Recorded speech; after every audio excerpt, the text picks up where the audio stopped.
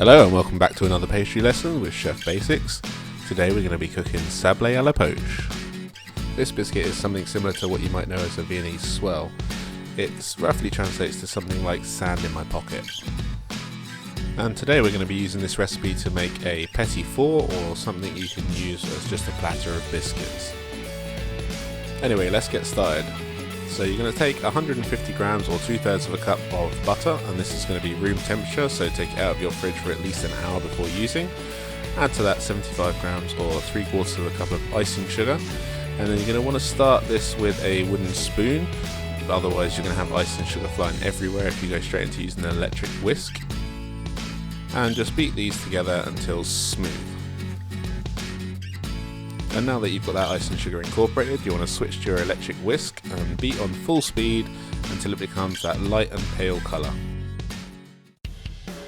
Remember, I put all the recipes for these tutorials in the description below, in grams and in cups. I'll also include all the equipment I use.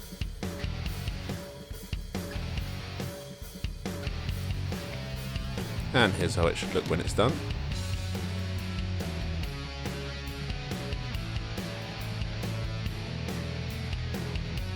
And now to that we're going to add one whole large egg, and it will look grainy at first, but keep beating and it should become smooth again.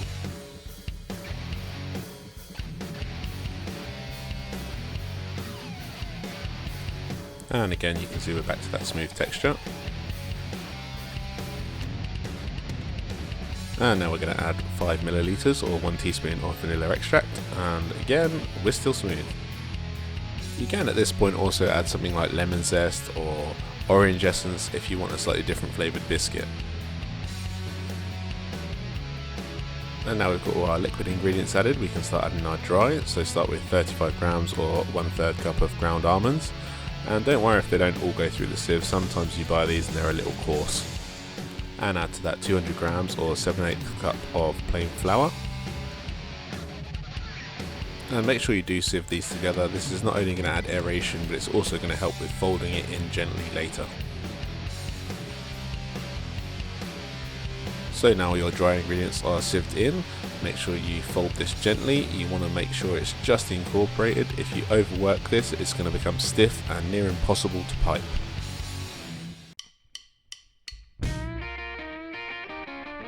And again, you can see our mixture is soft and smooth again before we move on to the next step.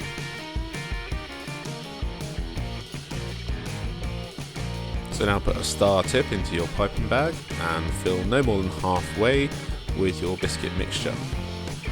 And when you come to fill your piping bag, make sure you're pressing it in tightly so there's no air bubbles, because this will make it hard to pipe later.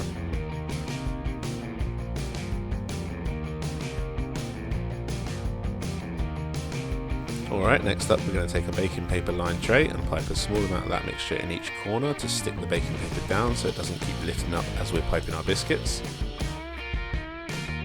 And now just gently press down on each one of them corners.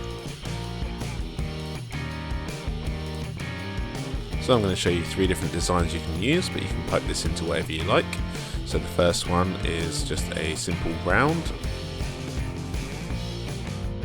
This next one is simply 2 lines that will slightly overlap at the end. And you'll notice here I pause for a second when I start piping just to give it that rounded start. And finally we'll simply pipe out the letter M.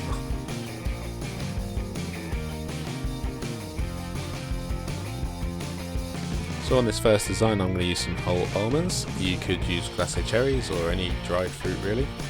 Don't use fresh fruit here as it will stop your biscuits from cooking properly. On this next design I'm going to use some pieces of walnut. And on the last design I'm not going to put any nuts at all, and you'll see why later.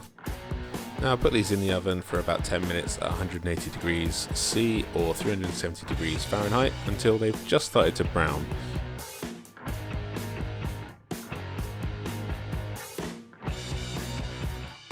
Next up we'll make a cornet. If you don't know how to do this, I'll put a link to the video in the top right hand corner.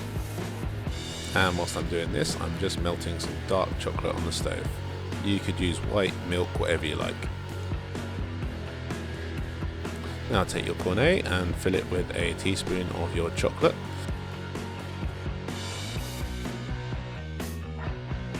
And close it up by folding in the two sides first and then the top down twice.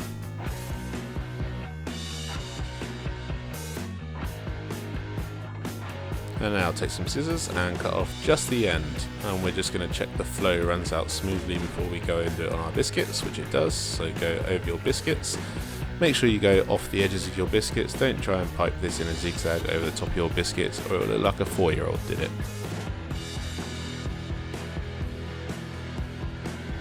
Alright, on this design we're going to dip it in the chocolate just about 1 centimetre, and then we're going to shake until the excess chocolate comes off so we can see the ridges of the biscuit underneath, and then scrape off on the side of the bowl and place on your baking paper.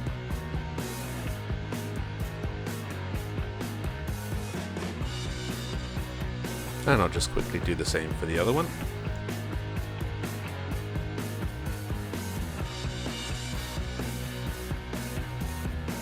And on this last design we'll do the same as before, we'll dip it in the chocolate, shake off the excess, scrape it on the side of the bowl, but this time we're going to dip it in some ground almonds, seeing as I had some left. You could also use something like pistachios here.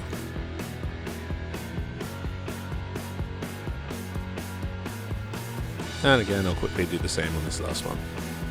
And that's it, we're finished. You can do whatever patterns you like with these. You can fill them with buttercream and jam like a Viennese Swirl. You can serve them as petit fours if you like, or you can just put them on a plate and serve them as biscuits. If you like this kind of thing, make sure you like, subscribe and comment, and we'll see you next week.